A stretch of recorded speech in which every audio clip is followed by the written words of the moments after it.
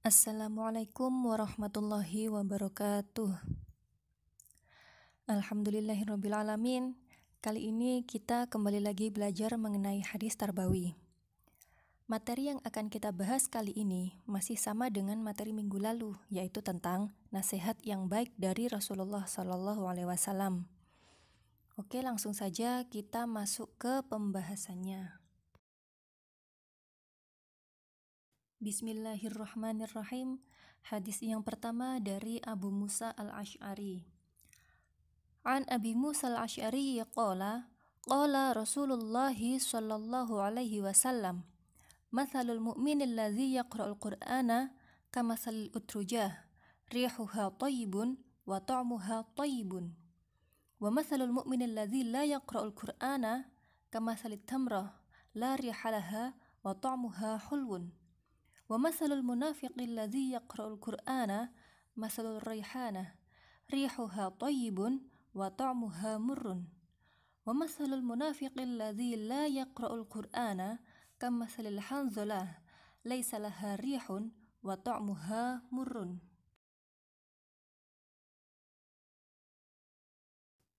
Perumpamaan orang mukmin yang membaca Al-Qur'an ialah seperti buah utrujah atau limau.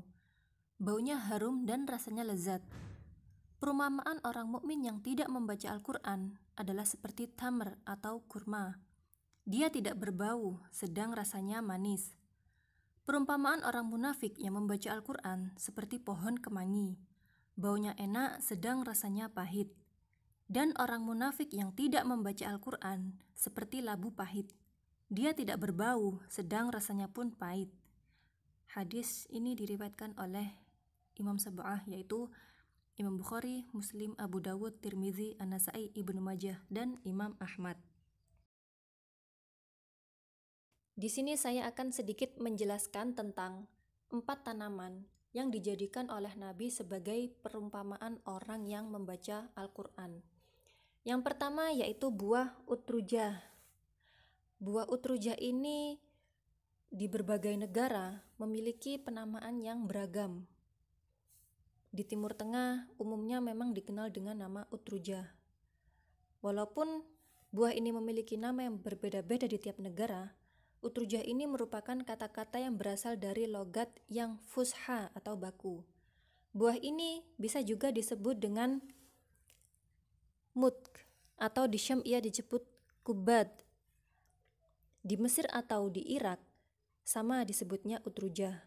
Walaupun ada juga nama lainnya, misalnya Laimunul Yahud atau lemon Yahudi. Ada juga Laimunul Ajami. Bahkan ada juga yang bilang Laimunul Firdausi atau lemon surga. Buah utrujah adalah buah yang sangat harum aromanya. Warnanya juga sangat indah sehingga menampakkan bahwa buah tersebut bukan buah sembarangan. Seharum aromanya dan seindah warnanya, rasanya pun sungguh manis, melengkapi keunggulan buah ini dari jenis buah-buah yang lain. Ibnu Hajar al-Asqalani pernah berkomentar mengenai kenapa utrujah yang dipilih untuk tamsil di atas. Hikmah pengkhususan utrujah sebagai perumpamaan karena utrujah kulitnya dapat digunakan sebagai obat. Dari bijinya juga dapat dihasilkan minyak yang punya ragam manfaat. Ada juga yang mengatakan bahwa jin tidak akan mendekat ke sebuah rumah yang di dalamnya terdapat utrujah. Buah selanjutnya yang dijadikan perumpamaan oleh Nabi Muhammad yaitu buah tamr atau kurma.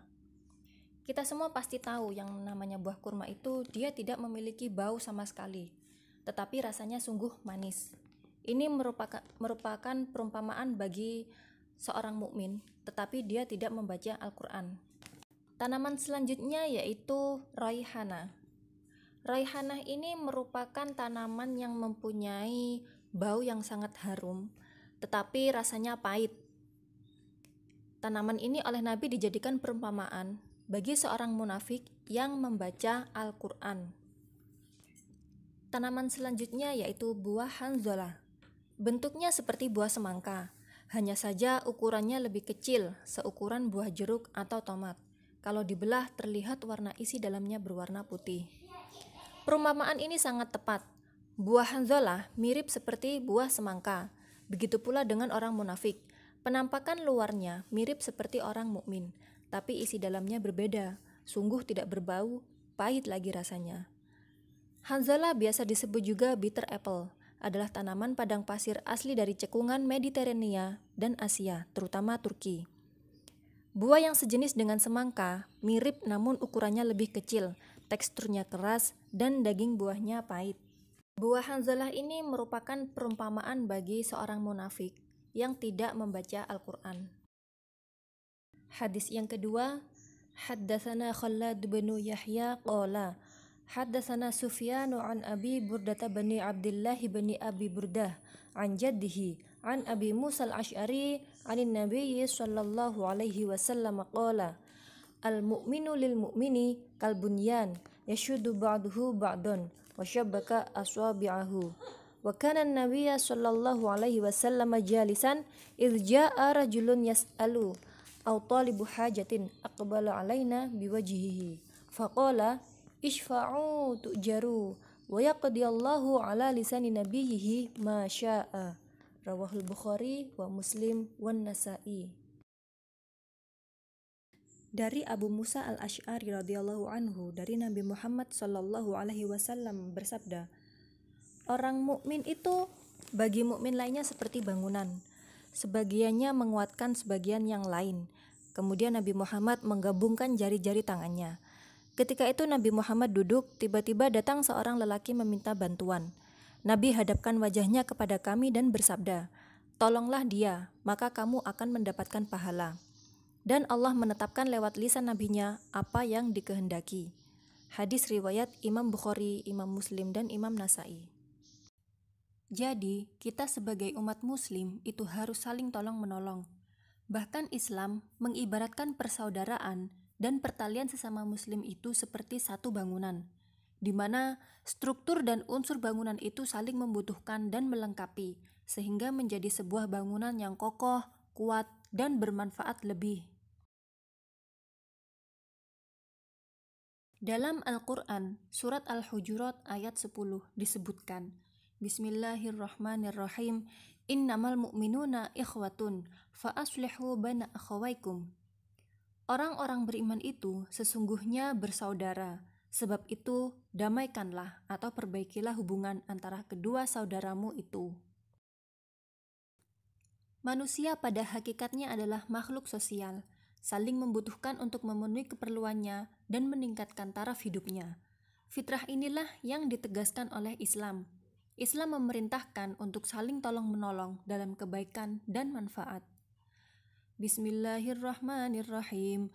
Wa ta'awanu 'alal birri wat taqwa wa la ta'awanu 'alal itsmi wal 'udwan. Dan tolong-menolonglah kamu dalam mengerjakan kebajikan dan takwa, dan janganlah tolong-menolong dalam berbuat dosa dan pelanggaran. Hadis yang selanjutnya yaitu hadis tentang tata cara berwudu. Wa akhbarana Abu Ali ar-Ruzbari akhbarana Abu Bakr Muhammad bin Bakr haddatsana Abu Dawud haddatsana Musaddad haddatsana Abu Awanah an Musa bin Abi Aisyah an Amr bin Shu'aib an abihi an jaddih anna rajulan atan Nabi sallallahu alaihi wasallam faqala ya Rasulullah kaifa tuhur fada'a bima'in fi ina'in faghasala kaffaihi salasan summa ghasala wajhahu salasan summa ghasala dhira'aihi salasan summa masaha bi ra'sihi fa adkhala isba'aihi as-sabbahataini fi udhunayhi wa masaha bi ibhamaihi ala dhahiri udhunayhi wa bis sabbahataini batina udhunayhi summa ghasala rijlaihi salasan summa qala hakadzal wudu faman zada ala hadza aw naqasa faqad asaa wa zalama aw zalama wa asaa. Qauluhu naqasa yuhtamalu ayurida bihi nuqsanal ghudwi wa qauluhu zalama yakni jawazal hadda wallahu a'lam. Dikisahkan bahwa ada seorang lelaki yang datang kepada Nabi Muhammad SAW untuk bertanya mengenai bersuci atau tata cara berwudu. Maka Nabi pun meminta dibawakan air di dalam ember. Lalu beliau membasuh kedua telapak tangannya sebanyak 3 kali. Kemudian beliau membasuh wajahnya sebanyak 3 kali. Kemudian beliau membasuh kedua lengannya sebanyak 3 kali. Kemudian beliau mengusap kepalanya, lalu memasukkan 2 jari telunjuknya ke dalam telinganya dan mengusap bagian luar daun telinga dengan kedua ibu jarinya. Sedangkan kedua telunjuknya digunakan untuk mengusap bagian dalam telinganya. Kemudian beliau membasuh kedua kakinya sebanyak 3 kali 3 kali. Kemudian beliau berkata, "Demikianlah tata cara berwudu. Barang siapa yang menambah atasnya atau mengurangi, sungguh dia telah berbuat jelek atau melakukan kezaliman, atau berbuat kezaliman, atau melakukan kejelekan." Hadis ini diriwayatkan oleh Abu Dawud yang disahihkan An-Nawawi dalam Syarah Muslim. Hadis ini sesuai dengan Al-Quran Surat Al-Ma'idah ayat 6 yang berbunyi, Bismillahirrahmanirrahim. Ya ayyuhalladzina amanu idza qumtum ila sholati faghsilu wujuhakum wa aydiyakum ilal marafiqi wamsahu biru'usikum wa arjulakum ilal ka'bayn. Yang artinya, wahai orang-orang yang beriman, apabila kalian hendak mengerjakan sholat, maka cucilah wajah-wajah kalian dan tangan-tangan kalian sampai dengan siku, dan usaplah kepala-kepala kalian, dan cucilah kaki-kaki kalian sampai pada kedua mata kaki. Hadis selanjutnya menerangkan tentang hakikat kehidupan dunia. Haddatsana Abdullah bin Maslamah bin Qanab, haddatsana Sulaiman yani bin Bilal an Ja'far an abihi an Jabir bin Abdullah anna Rasulullah sallallahu alaihi wasallam marra bisuqi dakhilan min ba'dil 'aliyah wan nasu kana fatahu famarra bijadi asakka maitin fatanawalahu fa akhadha bi udhunihi thumma qala ayyukum yuhibbu anna hadha lahu bidirham faqalu ma nuhibbu annahu lana bisyai'in wa ma nasna'u bihi qal atuhibbuna annahu lakum qalu wallahi law kana hayyan kana aiban fihi li'annahu asaku fakaifa wa huwa maitun faqal fa wallahi la dunya ahwanu 'ala Allahi min hadza 'alaikum. Dari Jabir bin Abdullah radhiyallahu an, bahwasanya Rasulullah Shallallahu alaihi wasallam pernah masuk ke pasar melalui jalan yang tinggi dengan diikuti orang banyak di kanan kiri beliau. Kemudian beliau menemukan seekor anak kambing yang mati dengan kedua telinga yang kecil. Setelah itu beliau mengangkat anak kambing itu dengan beliau pegang telinganya seraya berkata, "Siapakah di antara kalian yang mau membeli kambing ini seharga 1 dirham?" Orang-orang menjawab, "Tentu kami tidak ingin membelinya ya Rasulullah. Untuk apa membeli kambing yang telah menjadi bangkai?" Beliau bertanya lagi, "Apakah ada di antara kalian yang ingin memilikinya tanpa harus membeli?" Mereka menjawab, "Demi Allah, seandainya kambing itu masih hidup, maka kambing tersebut cacat, yaitu telinganya yang kecil. Terlebih lagi kini ia telah menjadi bangkai." Kemudian Rasulullah Shallallahu alaihi wasallam bersabda, "Demi Allah, sungguh dunia itu di sisi Allah nilainya lebih hina daripada hinanya bangkai anak kambing ini di mata kalian." Hadis riwayat Muslim. Segala upaya dan daya dikerahkan oleh banyak orang untuk menggapai kenikmatan dunia, seakan kenikmatan dunia adalah segalanya. Mereka berpikir, tanpa kenikmatan dunia, tidak mungkin mereka meraih kebahagiaan. Ini adalah prasangka yang keliru. Dunia telah menipu mereka. Mereka tidak mengerti tentang hakikat kehidupan dunia ini. Kesenangan dunia, keindahan, dan kenikmatannya hanyalah sesaat, pasti hilang dan hancur, dan semua manusia pasti akan kembali kepada Allah Azza wa Jalla. Oleh karena itu, kita sebagai kaum muslimin, marilah sama-sama bertaubat kepada Allah sebelum kematian datang. Gunakan waktu sepenuhnya untuk beribadah. Allah Azza wa Jalla berfirman, Bismillahirrahmanirrahim. Wasari'u ila maghfiratin min rabbikum wa jannatin arduhas samawati wal ardu u'iddat lil muttaqin. Dan bersegeralah kamu mencari ampunan dari Rabb-mu dan mendapatkan surga yang luasnya seluas langit dan bumi yang disediakan bagi orang-orang yang bertakwa. Quran Surat Ali Imran ayat 133. Walaupun hadis kali ini menjelaskan tentang hinanya dunia, bukan berarti dengan itu kita meninggalkan bagian kita di dunia ini. Allah Ta'ala berfirman, Bismillahirrahmanirrahim. Wabtaghi fima atakallahu daral akhirata wa la tansa nasibaka minad dunya wa ahsin kama ahsanallahu ilaika wa la tabghil fasada fil ard innallaha la yuhibbul mufsidin. Jadi kesimpulannya, ambillah yang kita butuhkan di dunia ini dan carilah nafkah, karena Allah Ta'ala menjadikan dunia ini sebagai kehidupan. Kita membutuhkan makan, minum, tempat tinggal, dan pakaian. Begitu juga dunia ini merupakan kesempatan untuk beramal. Bukan berarti kita hanya duduk saja tidak beribadah dan menunggu ajal. Tetapi dunia adalah kesempatan untuk beramal dan beribadah untuk bekal menuju akhirat. Dunia ini hanya sekejap. Jadikanlah ia untuk ketaatan. Siang dan malam terus berputar. Maka teruslah kita menuntut ilmu syar'i, melakukan amal-amal soleh dengan ikhlas dan ittiba, dan terus berzikir mengingat Allah. Hadis yang terakhir ini menerangkan tentang seseorang yang akan disandingkan dengan orang yang dicintainya kelak di akhirat. Haddatsana Abdullah bin Musallamah bin Qa'nab, haddatsana Malik an Ishaq bin Abdullah bin Abi Talha, an Anas bin Malik, anna A'rabiyan qala li Rasulillah sallallahu alaihi wasallam, mata as-sa'ah? Qala lahu Rasulullah sallallahu alaihi wasallam, ma a'dadta laha? Qala hubbullahi wa rasulih. Qala anta ma'a man ahbabta. Muttafaqun alaih.